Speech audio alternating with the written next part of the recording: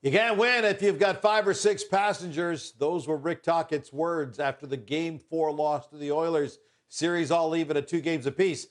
With more on the series, let's go right to Vancouver right now and bring in Farhan Lalji. Farhan, there's no doubt at least one of the 6 players that Rick Tocchet was talking about was Elias Pettersson, which we thought might make him a little bit sheepish about facing the media, but not so.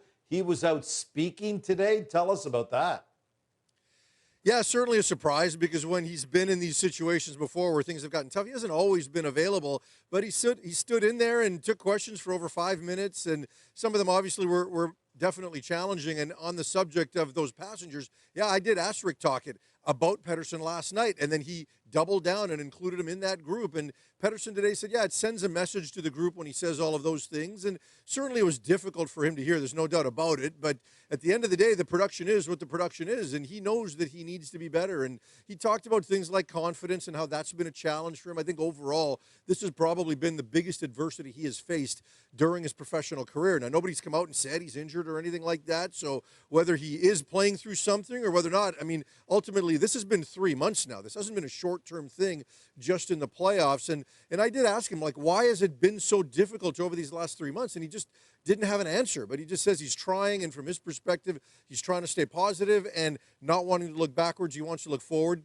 One of the things Rick Tocchet said, and I also asked Pettersson about this, was, you know, are you getting enough support? You know, Pettersson, or Tocchet, I should say, suggested that maybe he hasn't been getting enough support in the way of quality line mates that have an offensive pedigree, because essentially Pettersson right now is playing in a third-line role, at least as far as his line mates are concerned. And he said, yeah, that might be some of it, but I do need to be better. I do need to drive play more myself. So there was a bit of accountability there, and that's a positive thing. And you know, you can just see in his body language, like he is a player that is kind of beaten down right now, and we'll see if he's got anything that he can dig into and find right now, because the club needs him. I mean, at the end of the day, if they go out in this round after having a 2-1 lead and his production is what it is, he's going to have to answer a lot of questions for a lot of periods of time before next season.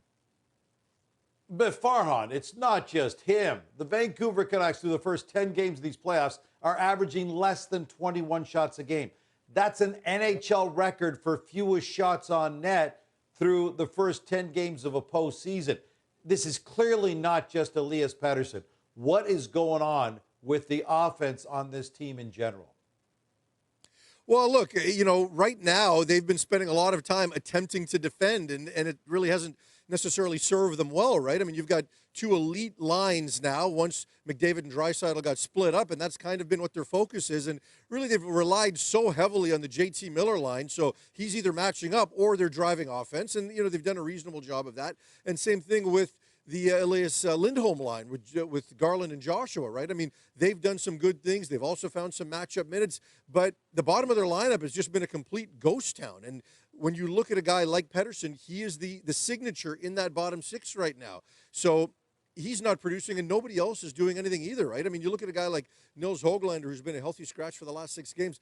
This was a guy that got 24 5-on-5 goals during the regular season, and he's not in the lineup, so he might potentially get back in, but they just don't have a lot of offensive options because, you know, there was a time when this team was getting a lot out of their bottom 6, but Joshua and Garland, along with Teddy Bluger, were in the bottom 6, and it was such a good group. Well, that's now their top line. They're in the top 6, so it's really thinned things out on the bottom. And, you know, you see what's happening on the power play. They were opportunistic in the previous 2 games prior to last night, but, you know, even they knew then that their power play hadn't been good enough in terms of its process and how they gained the zone. Last night, they struggled there, right? I mean, you look at that power play, and I asked Rick talking about it, and I said it looked like you got outworked. And he said, absolutely, we did get outworked.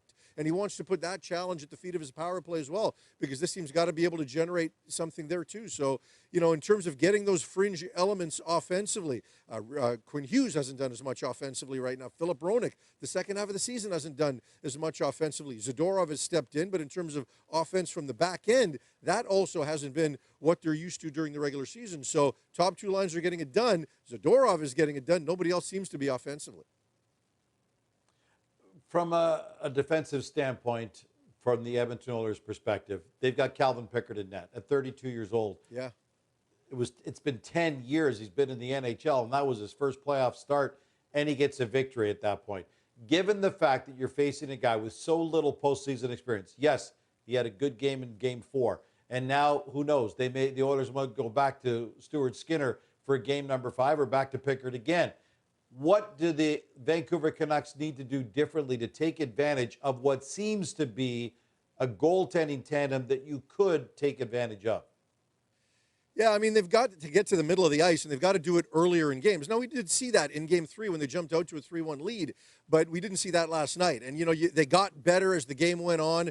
The second half of the game, especially in the third period, they did carry a bit more play, but, it feels like when the Canucks are carrying play, essentially it's net neutral. But when the Oilers are carrying play, it's completely one-sided. They've got to make it difficult on Pickard. So they made it so easy on him to get comfortable in this game. They've got to find some ways to just win some battles down low, get in on the cycle, get in on the forecheck, retrieve some pucks, and get to the middle of the ice, because everything for Vancouver right now has been on the outside. And this is one of the things we thought might happen in this series, that for the Canucks, it becomes such a grind to generate offense and to get to those spots. And it really was like that later on in the season. And then, it takes them a period and a half to finally get a goal, and then Edmonton can blink and turn it on and score really quickly. So they've got to find some ways to sustain and to generate and not be playing as much defense as they have been. It would have been so easily to see this team fold when they lost Thatcher Demco in the opening game of the Stanley Cup playoffs, but they've done complete the opposite. They rode Casey DeSmith, and now Artur Silovs. Silovs has been amazing. He's got the 4th best save percentage right now in the postseason. What about Thatcher Demco? At the start of the series, we thought maybe he's healthy enough to get back to start a game in the latter part of the series. Is there any update right now on Thatcher Demco's potential return? Or given the way that Silovs is playing right now, does that even really matter? Well, I do think that Demko is always going to be in the back of their mind. He is their franchise goaltender. Rick Tocchet was asked about it today, and he said that he has made significant improvements in the last 72 hours. Now, he didn't commit to him playing. I don't think he's going to play tomorrow night for sure. There had been some reports out there about potentially Game 6 or Game 7. Is Game 7 a possibility? I think it's a long shot. I still think it would potentially be rushing him. Maybe if they get through this round, would he be available in the next round? Possibly. He has been working. He's doing more. He's been taking some shots, not necessarily from Canuck regulars, but from some others, and his activity and his movement has been increasing. I still think this series is a long shot, and ultimately, Silovs has been just fine. He is not the reason the Canucks lost last night. If anything, he's one of the main reasons they're sitting here tied at 2 in this series. So Demko, they haven't ruled it out. I think there's a possibility at some point, but deep down, I still believe this series is a long shot for him.